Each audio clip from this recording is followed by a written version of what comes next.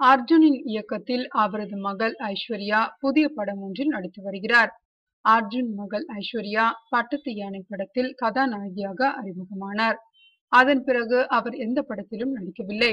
இந்த நிலையில் இது குறித்து ஐஸ்வர்யா கூறும்போது, ஒரு இந்தி படத்தில் நடிக்கும் வாய்ப்பு வந்ததா, வேண்டாம் என்று சொல்லிவிட்டேன். நல்ல கதையம்சம் உள்ள படம் வந்தால் நடிக்கலாம், இல்லை என்றால் வேறு வேலையில் கவனம் செலுத்த முடிவு செய்திருக்கிறேன் என்று தெரிவித்திருந்தார். தற்போது அப்பா அர்ஜுன் இயக்கத்தில் ஒரு படத்தில் நடித்து வருகிறார் ஐஸ்வர்யா. அப்படத்தில் கதக் நடனம் ஆடும் வேடத்தில் நடிக்கும் ஐஸ்வர்யா அதற்காக கதக் கற்று வருகிறாராம். தந்தையின் நிறைவிற்காக கடினமாக பயிற்சி எடுத்து வருகிறாராம் ஐஸ்வர்யா.